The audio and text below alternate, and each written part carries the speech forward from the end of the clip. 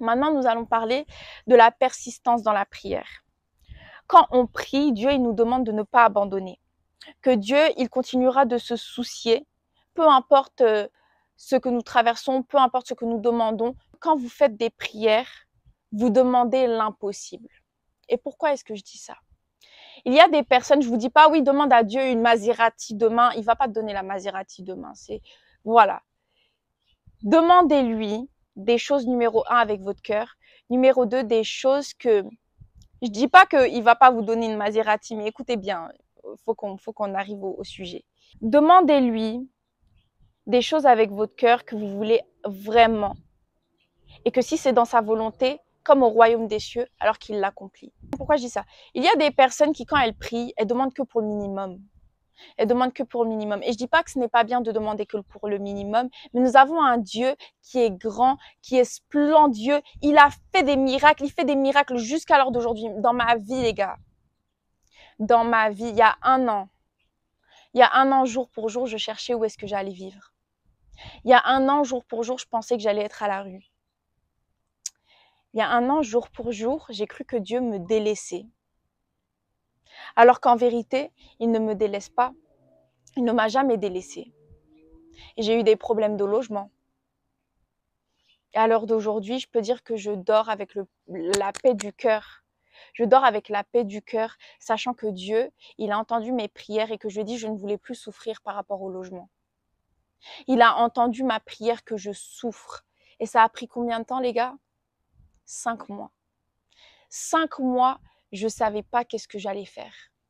Qu'est-ce que je vais faire? J'ai pas d'argent. J'ai nulle part où aller. Qu'est-ce que je vais faire? J'ai tout laissé entre les mains de Dieu. Et encore à ce moment-là, j'étais même pas chrétienne. Mais Dieu, il est bon. Il a entendu et il a exaucé.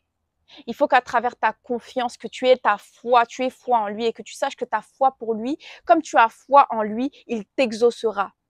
J'ai foi en Dieu, j'ai confiance en Dieu, alors il m'exaucera. Il t'exaucera parce que tu mets tout et tu laisses tout entre ses mains. Toi, tu lui as donné ta vie, alors tu lui dis juste, mon Père, je t'ai donné ma vie, alors aujourd'hui, juste prends soin du reste. Et il prendra soin du reste. Mais il faut que tu le fasses avec ton cœur. Faut pas que tu sois là, tu te dis, ah mais est-ce que ma prière, elle est acceptée? Non, même une prière de 1 minute, et que tu te retrouves simplement dans la présence de Dieu, il l'accepte. Écoutez bien, quand vous rentrez dans votre guerre, ok, il y a des guerres et il y a des batailles spirituelles. Quand vous êtes dans une grande guerre, la percée, elle est là. La victoire, elle est là. Plus la guerre est grande, plus la percée, tu es au bout de ton but. Tu es presque là.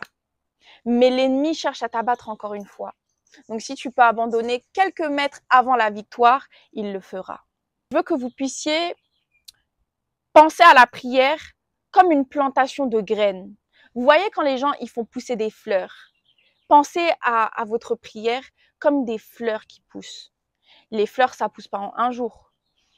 Peut-être au bout d'1 mois avec du beau soleil, de la pluie. Voilà, la fleur, elle a fleuri. Elle a fleuri. Donc pensez à Dieu comme ça. Pensez à Dieu que vous avez planté des graines, vous avez semé des graines, des bonnes graines d'ailleurs, et il les voit et il va les nourrir. Et il va continuer de vous nourrir. Il va continuer de vous donner ce que vous avez besoin.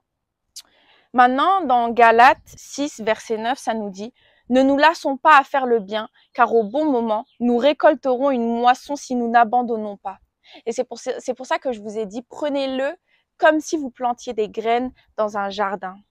Vous voyez ces magnifiques fleurs derrière moi, peut-être qu'on ne voit pas aussi bien. Imaginez que vous allez avoir un jardin rempli de bons fruits, un jardin rempli de belles fleurs. C'est ça que Dieu il veut. Plus tu te tournes vers lui, plus tu es en train de cultiver ton jardin avec l'Éternel. Et comme je l'ai dit, il faut que ce soit une conversation avec lui. Faut pas que ce soit juste, toi tu viens avec une requête et tu n'écoutes pas ce que lui il est en train de te dire. Parce que quand toi tu parles à Dieu, Dieu va te répondre. Il va te répondre à travers des signes, il va te répondre à travers des écritures, il va te répondre à travers quelqu'un d'autre, car ça nous dit dans la Bible, j'essaierai de vous retrouver le verset et de le mettre, mais ça nous dit dans la Bible que Dieu utilise d'autres personnes en Christ à travers le Saint-Esprit pour nous faire passer des messages. Combien de fois, moi, je reçois des messages, par exemple, je vais vous le partager. Hier, j'étais en jeûne et éventuellement, une femme, elle me servait, elle est venue au sujet du jeûne. Et elle me dit de ne pas abandonner mon jeûne. Elle me dit de continuer de jeûner. Et vous savez, c'est quoi? Je vais vous expliquer pourquoi je vous explique ça. Parce que hier, avant de sortir, avant d'aller au restaurant, fallait savoir que moi, je jeûnais.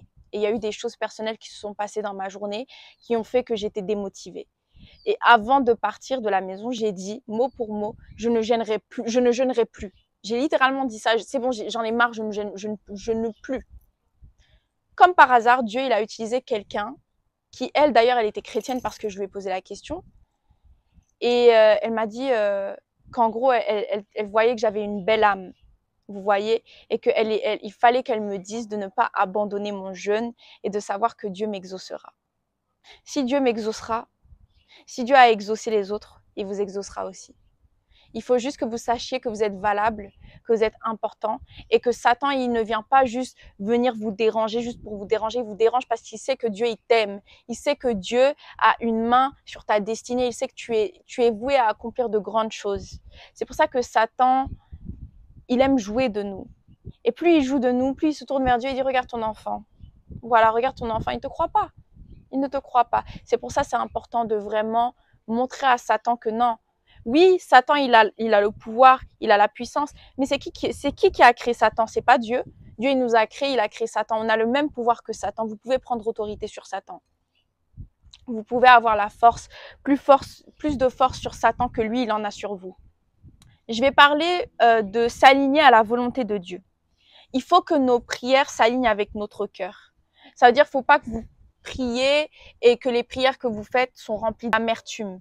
Il faut que les prières que vous faites, elles soient remplies d'amour. Et même lorsque vous ne vous sentez pas de prier, il ne faut pas que vous vous tourniez vers Dieu quand vous êtes en colère et que vous êtes là directement. Mais t'es sérieux? Pourquoi t'as fait ça et tout? Non, non, non, non, non. Dieu a dit, écoutez bien, vous avez le droit, ok, d'être en colère, d'être triste, mais ne le laissez pas vous consumer. Ne partez pas vous coucher et avoir laissé que la colère reste en vous, la tristesse, l'égoïsme, toutes ces choses. La prière, elle aligne nos cœurs sur la volonté de Dieu. Et en priant, nous nous rapprochons de la compréhension de ce que lui, il veut. Et c'est pour ça que je vous disais tout à l'heure, c'est important d'écouter ce que lui, Dieu, il veut pour vous. Parce que vous allez lui parler et lui, il va vous répondre. Il va vous répondre. Et comme je l'ai dit, moi, hier, je pensais que j'allais arrêter de jeûner. Et non, il m'a dit, je vais passer par quelqu'un qui va te dire que tu vas continuer de jeûner, ma petite. Parce que je t'ai choisi. Tu vas continuer, tu vas persévérer. Et moi-même, c'est dur parfois. C'est dur.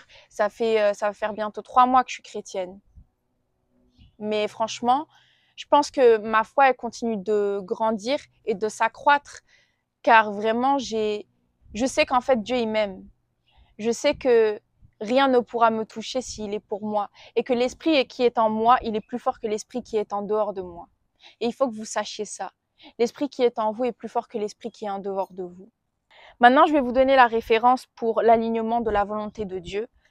Matthieu 6, verset 10 nous dit « Votre royaume vient, que votre volonté soit faite sur la terre comme au ciel. » Donc c'est pour ça que je vous ai dit tout à l'heure, quand vous priez, vous demandez à Dieu, Père éternel, que ta volonté, comme au royaume des cieux, soit accomplie sur cette terre. Et que si ce que toi tu lui as demandé est quelque chose qu'il veut accomplir, il l'accomplira. Et il n'y a pas besoin de se dire, je veux qu'il le fasse en 6 mois. Non, peut-être qu'il va le faire bien plus tôt que ça, mais comme tu mets une limitation à Dieu, Dieu n'a pas de limite. Faut pas te dire, c'est comme ma vidéo du témoignage, je pensais qu'elle allait toucher que quoi, 20 000 personnes, au final, presque 300 000 personnes. Parce que moi, j'ai mis une limitation à Dieu, mais Dieu, il m'a montré, ah non, ma chérie, t'es ma fille, t'es ma princesse, tu vas toucher bien plus que ça. Et je vais te montrer le pouvoir qu'il y a à travers partager qui je suis et ma parole. Et c'est pour ça que j'ai continué de faire du contenu chrétien.